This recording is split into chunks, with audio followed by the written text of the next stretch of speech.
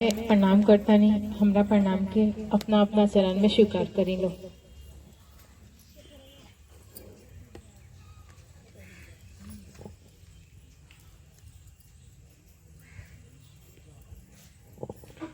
महागुरु महादेव के दया से, साहब दीदी के आशीर्वाद से, रौरा सब भाई बहन के सहयोग से हर एक महीना के 6 तारीख के महिचा गांव में ब्रह्मवा के प्रांगण में बैठक होला।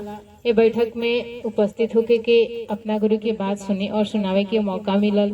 महादेव के दया बा, साहब दीदी की आशीर्वाद बा। बहुत देर से हम रौरा एक एक भाई बहन से अपना गुरु के बात सुनातानी से सुनावतानी सन।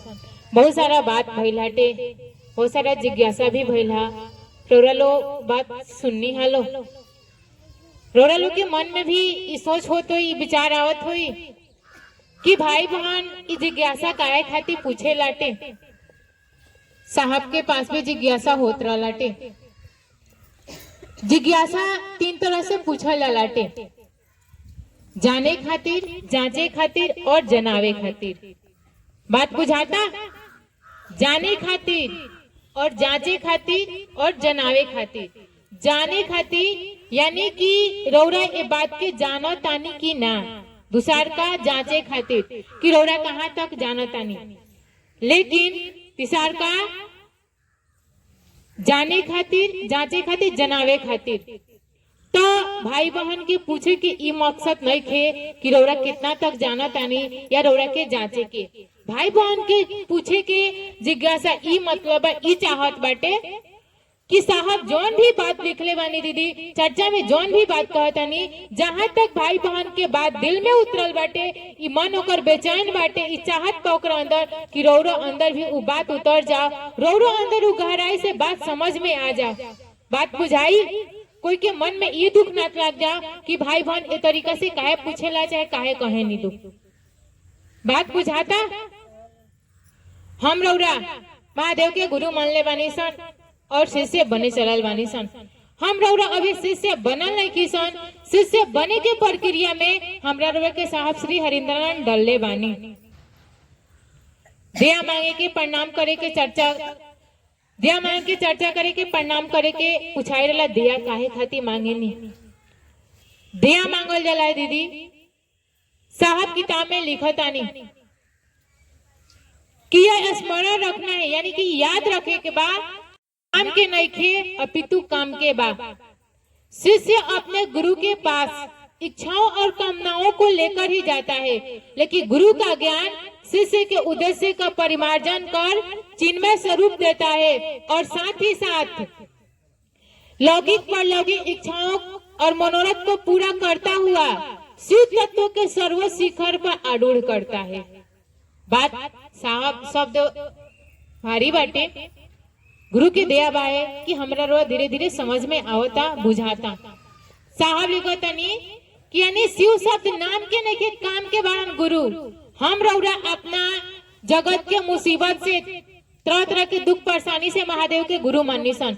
और जब महादेव के गुरु माननी सन तो मात्र हमारा और एगो सोच रहे कि हमरा दुख के निवारण हो जाओ, हमरा शांति मिल जाओ, हमारा जीवन सुखमय हो जाए, शिवमय हो जाए। ये नु सोच रहे कि मैं जगत पे आयल बानी तो अच्छा से जी ली, हमार घर परिवार सुंदर हो जा।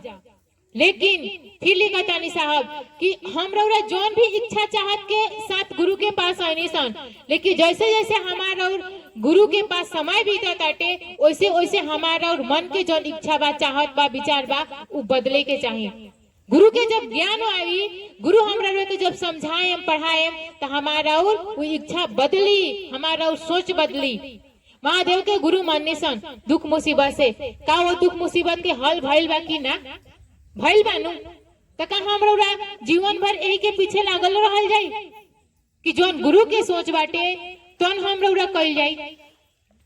पहले अपना से अपना खातिर दया मांगनी सन, महादेव दया कहनी। लेकिन अब साहब कहतानी कि शुरू शुरू में शिष्य जब अपने गुरु से दया मांगता है तो अपने इच्छाओं, कामनाओं और दुखों के लिए दया मांगता है। लेकिन माने मुंह से दया मांगेला, शब्द से दया मांगेला। लेकिन जब धीरे धीरे एमे समय बीतेला तो ओकर मन दया भाव के स्थिति में जाला, भाव से दया मांगाला। और दया मांगे के गुरु के दया से जब दया मांगे के स्थिति आई तो दया मांगे के स्थिति शिष्य के मन के पिघलल, मुलायम भइल, कोमल भइल, मलिन भइल। बात बुझाता?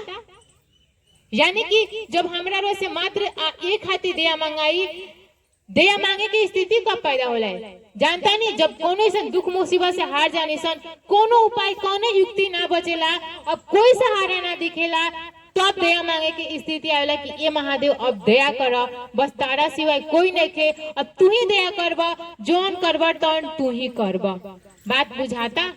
का हमारा और मन वो स्थिति में जाता?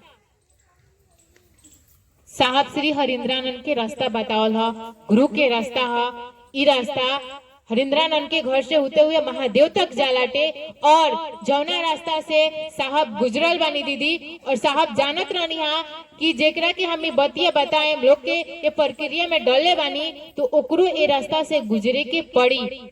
अब आवता दीदी वो स्थिति आवता, मुलायम भइल, कोमल भइल, हमारा और मन होताटे, तब दया मांगे के सही स्थिति पैदा होता हमरा रौरा अंदर। बात बुझाता? पहले हम रौरा अपना खाती जगत खाती मंगनी सन, लेकिन अब साहब कहतानी, किताब में भी लिख ले बानी, चर्चा में भी साहब कहले बानी कि मात्र अपने गुरु से इसके लिए दया मांगिए कि महादेव दया करिए, मैं आपका शिष्य बन जाऊं। और कहतानी कोई जिज्ञासा कैले बा साहब कि आपने किताब में लिखा है कि अगर मैं दया कर सकता हूँ तो शिष्य बनने के लिए और लोगों को शिव के शिष्य बनाने के लिए दया करूंगा, चर्चा करने के लिए दया नहीं करूंगा। बात आता समझ में? पहले से एक काम करे खातिर दया मांगे, शिष्य बनावे खातिर दया मांगे, शिष्य बने खातिर दया मांगे, तब रौरा सही दया के हकदार बानी। बात बुझाता दीदी? अब बात बुझाई कि फिर पूछा जाए तो भोर पड़ जाई। साहब कहले भी बनी चर्चा में, कुछ बात समझाओ तानी और कहो तानी कि बात आपको समझ में आया, नहीं कि फिर कोई पूछे जाए तो चलिएगा बाएं। आता समझ में? बोली लगिन दीदी। मात्र अपना गुरु से दया मांगे कि ये महादेव दया करा कि हम शिष्य बन जाई, तू जोन कहले बड़ा हम कर सकी ऐसा दया कर द। लोग के शिव के शिष्य बनावे खातिर दया मांगी कि महादेव दया, जौन लौकिक चीज बा घर परिवार में खाए के रोटी मकान, ये कपड़ा लाता, ये चीज की कमी ना होई, छोटा मोटा दुख बीमारी स्वतः खत्म हो जाई, खाली आम जाम तो। और चाहे बड़का काम हुआ होके तो बड़का काम हुआ करे खातिर गुरु के जौन आदेश बा वो काम के करे के पड़ी। बात बुझाई? चर्चा गुरु के आदेश बाटे मात्र एगो पूछाइले ना, गुरु के आदेश का बा?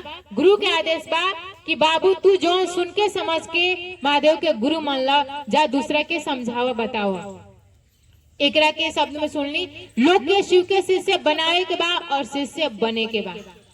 मात्र गुरु के आदेश बा लोग के शिव के शिष्य बनाइए। जब हम रौरा के शिव के शिष्य बनावे लाई तब ओकरा के गुरु शिव बने हन। शिष्य चर्चा ई सोच के करी, कोई के भी फोन से बात करी, चाहे घर में कोई आए ले कहीं गईनी तो बात करी ई सोच से कि जे महादेव के गुरु नहीं के मान ले वो महादेव के गुरु मान ले, जे मान ले बा ऐसा ओकरा से बात करी कि वो बात सुन के समझ के अगर ये काम के नहीं करे लाग, नहीं करत एक काम के वो बेचैनी के साथ करे लागे, एक खातिर जे करता ओकरा अंदर और चाहत बेचैनी हो जा कि ये काम के हम करेम तो करेम, चाहे कुछ भी हो जा, चाहे लाख आनी तूफान आवे, लेकिन महादेव हमारे गुरु हवन तो हवन, जो गुरु के आदेश पर हम करेम तो करेम। बात बुझाता? तीसरा सूत्र साहब कहनी अपना गुरु के प्रणाम करे के कि आप अपने गुरु को प्रणाम करिए। इच्छा हो तो नमः शिवाय मंत्र का सहारा ले सकते हैं, यानी इच्छा हो तो नमः शिवाय मंत्र का सहारा ले सकते हैं। हम रौरा मात्र ये सोच रहे प्रणाम करत समय में कि हमारे गुरु महादेव हवन, हम अपना गुरु के प्रणाम करतानी। और नमः शिवाय के अर्थ होला शिव के प्रणाम। नमः माने प्रणाम, शिव माने शिव के सहारा। हम रौरा कब लेने सन साहब ओमे शब्द जोड़ने वाली सहारा।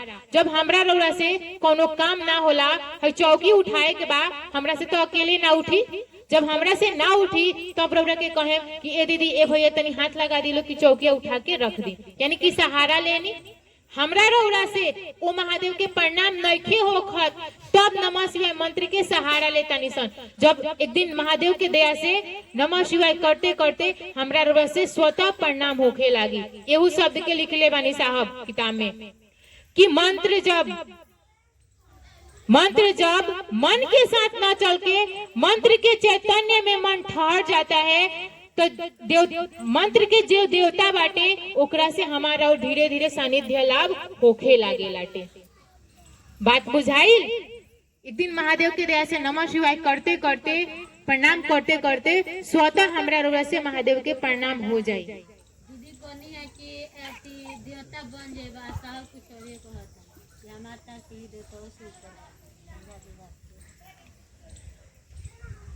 हम रौरा अपना गुरु के मात्र प्रणाम कइला कि हमार गुरु महादेव हमन अपना गुरु के प्रणाम करता नहीं, ना कि माला से प्रणाम करी कि तीन गो फायदा होला, जगत जीवन आसान होला, एक खातिर ना। अब हमारा और दीदी सोच बदल जाओ, बैठक हटे, सक्रिय भाई बहन बाटे, ऐसे ही बात होता। रौरा कुछ समय बीत गइल बा शिष्यता में, कुछ दूरी तय कर ले बानी, तभी बात होता हटे। साहब दीदी किताब में ऐसा शब्द लिख ले बानी कि जब पढ़ेला आदमी महादेव के दया से पहले तो ना समझ में आता, लेकिन जब से महादेव से दया मांग के 2 बार 4 बार 10 बार पढ़ले बाटे, आज बुझा लाटे कि ये महादेव दया कर।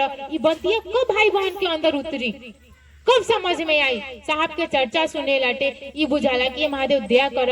ये बतिया भाई बहन के अंदर कब उतरी, तू कहाँ ले जाए के चाहत रह, का समझावे के चाहत रह, का बतावे के चाहत रह, हमनी से के कहाँ बानी सन। अभी दीदी कहनी हटे कि एगो प्रणाम रौरा के देवता बना दी। हमारा और सीनी दीदी देवताओं लोग से भी ऊपर बा, के गानी इहो जान जाई। सारा देवी देवता के गुरु के हटे बृहस्पति भगवान, बृहस्पति भगवान के गुरु महादेव। सारा दानव लोग के गुरु शुक्लाचार्य, शुक्लाचार्य के गुरु महादेव।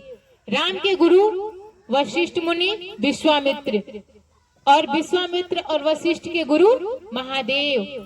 कृष्ण के गुरु संदीपनी ऋषि उपमनु, और संदीपनी ऋषि के गुरु महादेव। हमारा और गुरु के बाटे महादेव। तो जे देवताओं लोग के गुरु हटे वो हमारा और के भाई गुरु भाई नहीं लो। यहाँ देवताओं लोग के सीढ़ी हमरा रोज एक सीढ़ी नीचे बाड़े लो, चेला के चेला बाड़े लो। बात बुझाई। और हमारा और एगो प्रणाम देवताओं लोग कौन देवता बना दी। अगर और जीवन में 108 बार महादेव के कहला से साहब कहनी प्रणाम करे के, और मिल आखिर किताब में समय कम बा ततेकरा के विस्तार से बतावल जाए कि हमरा रो के साहब महादेव कब कहनी। आज तक एगो बात ध्यान देम लो, जौन भी भाई बहन बतावेला समझावेला, जेकरा भी अंदर थोड़ा सा भी महादेव से सानिध्य भइल बाटे या साहब से थोड़ा सा भी समझ बाटे, जोन भी बात साहब हमरा रुआ के दया मांगे के, प्रणाम करे के, चर्चा करे के, नमः शिवाय करे के कहले बानी, अपना से नहीं कहले। महादेव से साहब महादेव कहनी साहब से, साहब हमरा रुआ से कहनी। साहब कहतनी कि एगो प्रणाम, अगर जीवन में एगो प्रणाम हो गई महादेव के तो तारा कभी प्रणाम करे के जरूरत ना पड़ी। एगो प्रणाम तार हरिंद्रानंद के लगे पहुंच गई तो तू हरिंद्रानंद हो जाइबा। बात आयल समझ में? यानी कि तू हरिंद्रानंद ऐसा पूजा जाइबा। और हरिंद्रानंद के बारे में अगर साहब जौन भी बात कह देले बानी भाई बहन के हमरा रौरा के, उ मंत्र बन गइल बाटे। और उ बात कोनो देवी देवता के, यहाँ तक के महादेव के भी काटे के नहीं के। साहब शरीर में रहनी है, कहत रहनी है कि मैं इस धरती का पहला, इस पूरे सृष्टि ब्रह्मांड का पहला शिष्य हूँ कि जो ये बात को कहना शुरू किया कि आप महादेव को गुरु मानिए और शिष्य बनिए। और मैंने जो भी बात कहा है, इतना तो बात महादेव को मेरे बात का मान तो रखना पड़ेगा। बात बुझाई कि जौन बात अगर साहब कह देले बानी, कोनो देवता देवी के भी कटला से नहीं के कटाए वाला। बात आए समझ में? और पुछाई रलटे कि निस्वार्थ भाव से किया गया प्रणाम आशीर्वाद का वाहक होता है कैसे। हमरा रोरा के साहब कहता नहीं पेज नंबर 88 में जाके पढ़े हम लोग। साहब लिख ले बानी, निस्वार्थ भाव से किया गया प्रणाम आशीर्वाद का वाहक होता है। वाहक माने का होलाटे? वाहक माने होला ढोवल। जैसे हम लोग अपना अपना घर से आयल बानी सन, तो सवारी से आयल हो सनु, कोई टेम्पू से, कोई बस से, कोई बाइक से आयल हुई, यानी जेकरा पर हम लोग बैठ के आयल बानी सन, यानी गाड़ी बाटे तो वाहक भइल, टेम्पू बा तो वाहक भइल, बोलेरो बाटे, स्कॉर्पियो बाइक भइल, वाहक भइल, यानी ऊपर बैठ के आयल बानी सन। हम लोग प्रणाम भी करे निशान, तो हमरा लोग प्रणाम के महादेव तक ले जाए वाला लोग भी होला, वाहक होलाटे। बात बुझाई? जब भी रौरा प्रणाम करतानी, प्रणाम करतानी साहब कहले निस्वार्थ भाव से प्रणाम करी। यानी कि अगर प्रणाम करतानी और मन में मांग चाक ढूक गई, बेटा के दुख बा, बेटी के शादी नहीं के होकर, बेटा के नौकरी नहीं के होकर, पति के दुख बा, चाहे जगत के जौन भी दुख बा, प्रणाम करतानी चाहे दया मांगतानी मन में आ गए, तो एने से तो हम रौरा मान लेतानी कि खाली कहीं गाड़ी भेजे के बाटे, तो एने से उन्हें सामान पूरा भर दिया जाये, तो उन्हें से कहाँ से आई उन्हें से सामान ना भाई, एने से खाली भेजल जाई तो हम दोनों से सामान ला दे आई, तो एने से हमारा और प्रणाम निस्वार्थ भाव से जाई, बिना आकांक्षा इच्छा के जाई, तब उन्हें महादेव के लगे जाई, महादेव के चरण में पहुंची, तब उन्हें महादेव की तरफ से आशीर्वाद लेके आई, तब हमारा दुख के निवारण हुई, हमारा और जीवन सुखमय हुई, शिवमय हुई। बात बुझाई? यानी कि जब रौरा प्रणाम करतानी तो अगर मन में अद्भुत आ जाला, जब रौरा माला से प्रणाम करी चाहे महादेव से दया मांगी, मन में घुस जाला, कब किने से घुस जाई रौरा पता ना चली। दया मांगी तब घुस गई कि बेटिया सियान बिया घर में, बेटा की नौकरी नहीं के बेरोजगार बाड़न, पति शराबी बाड़न, घर परिवार कैसे चली, घुस जाला। घुस गई कोनो माने मतलब नहीं के दीदी, महादेव से कहीं दया मांगे से पहले कहीं कि महादेव हम दया मांगे जाता नहीं, प्रणाम करे जाता नहीं, दया करी हो कि तरह दया से मन में कोनो मांग चांग लालच घुसे ना। तू कहता रह साहब से कहीं कि साहब रोड़ा कहता नहीं कि महादेव के निस्वार्थ भाव से दया मांगी, निस्वार्थ भाव से प्रणाम करी, हमरा से नइखे होखत, सरकार दया करी कि हमरा से हो जा। बात बुझाई? जब रौरा निस्वार्थ भाव से दया मांगे, प्रणाम करे, तब महादेव के लगे पहुंची, तब आशीर्वाद लेके आई, तब हमरा रौरा पे महादेव के दया हुई, हमरा रो से जीवन सुखमय हुई, शिवमय हुई। बात बुझाई? साहब एकरा के और भाषा में कहले बानी कि सड़क पर जानी सन चले निशान तो लिख रहेला, सावधानी हटी दुर्घटना घटी। लिखा रहेला सड़क पर कि सावधानी हटी दुर्घटना घटी, यानी कि जैसे अगर हमरा मन में मांगचा घुसल कि दुर्घटना घटल, यानी कि महादेव तक प्रणाम ना पहुंचल, ये नहीं रह गए। बात बुझाई? मांग चांग के टकली, एक दिन टकलते टकलते ओकरा के हटाते हटाते महादेव से इतना अच्छा से प्रणाम होके लगी, कब प्रणाम हो जाई, कब दया मांगा जाई, समझ में ना आई। बात आओ तो समझ में। और जिज्ञासा न लटे कि शिव शिष्य बनने के लिए अनिवार्य क्या है। शिव शिष्य बनने के लिए शिष्यानुभूति में आवश्यक शब्द बहुत सारा जगह बा, लेकिन अनिवार्य शब्द एगो बा। जाने नहीं अनिवार्य के कहला, यानी कि एकदम जरूरी बाटे, ओकरा बिना काम नहीं चल सकत, ओकरा के कहला अनिवार्य। यानी कि शिष्य बने खातिर अस्थाई शिष्य भाव अनिवार्य बाटे। अस्थाई शिष्य भाव कैसे आई? साहब एगो चिड़िया के उदाहरण देके समझाइले बानी, समझी लो। जैसे समुद्र किनारे, समुद्र में बड़ा बड़ा पोत चले लाटे, समुद्र किनारे चिड़िया जब चालू भइल जहाज, तो ओइ पर एगो चिड़िया भूल से उड़ के बैठ गई। अब समुद्र में विक्रांत जलपोत बा, बड़ा जहाज बाटे, समुद्र के बीचों बीच में चल गई बाटे। अब ऊपर से चिड़िया उड़े के चाहिए तो कहाँ जाए? चारों बगल तो पानी ही पानी बा, कहीं जा पाई ना जा पाई। फिर चिड़िया उड़ी, फिर आके समुद्र जहाज पे बैठी, फिर उड़ी, फिर जहाज पे आके बैठी। यही तरीका से 6 महीना चिड़िया के वो जहाज पर बीत गए, और जहाज में लोग रहबे कैला, खाना पानी जितना चिड़िया के दाना पानी चाहिए उतना तो मिल जाये। अब चिड़िया के का भाई कि 6 महीना वो जहाज पे रहते रहते वही जहाज पर रहे की आदत हो गई। अब अगर समुद्र किनारे जहाज आवे भी लागे भी तो चिड़िया ओजे से ना हट के जमीन पर दाना पीने खातिर जाओ, लेकिन जब चिड़िया ना आवे और जहाज के खुले के समय हो जाओ तो जहाज के जे कैप्टन होला चलाए वाला उ सोचे कि एगो चिड़िया ए जहाज पर रहेले, उ कहीं उड़ के ना जाले, यही जे रहेले।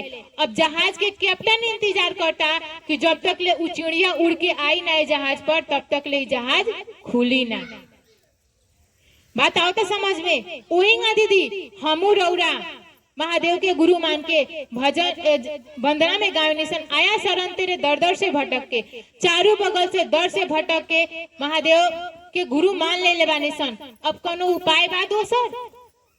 और महादेव के लगे धीरे धीरे रहते रहते हमारा और मन ऐसा हो जाओ कि महादेव के छोड़ के कहीं जाए के मन ना करे।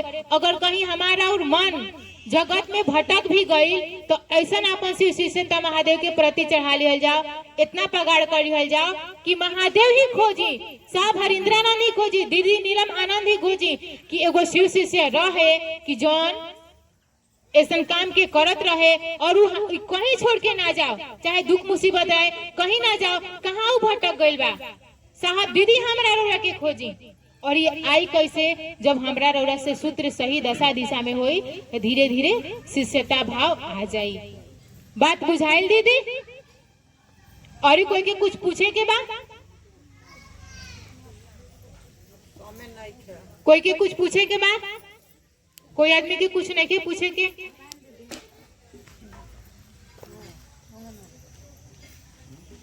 महादेव से दया मांगी, प्रणाम करी और नइखे काम के होखत साहब से महादेव से दीदी नीलम आनंद से कही कि सरकार रौरा जौन कहले बानी हमरा से नइखे होखत, दया करी सरकार कि हमरा से हो जाओ। और कहे के सिलसिला जारी रखल जाई कि हमरा से दया नइखे मंगात, लोग के बता नहीं की पाओ, समझा नहीं की पावत। सरकार दया करी कि हमू लोग के शिव के शिष्य बनाई, हमू समझा सकी बता सकी, ऐसा दया करी। अगर डेली प्रतिदिन कहे के सिलसिला जारी रखे, एक दिन महादेव के दया से स्वतः हो जाई कोई बावे जे रौरा से करा ली। और महादेव से खुद दया मांगी, महादेव के दया के परिधि में रही और अपना भाई बहन के जे राउर भाई बहन नजदीकी के बा ओकरा के भी महादेव के दया के परिधि में रखे के कोशिश करी कि वो भाई बहन दया के परिधि में रहे। यही आग्रह विनती के साथ फिर से रौरा सब भाई बहन के चरण में प्रणाम करतानी, हमरा प्रणाम के अपना अपना चरण में स्वीकार करी लो।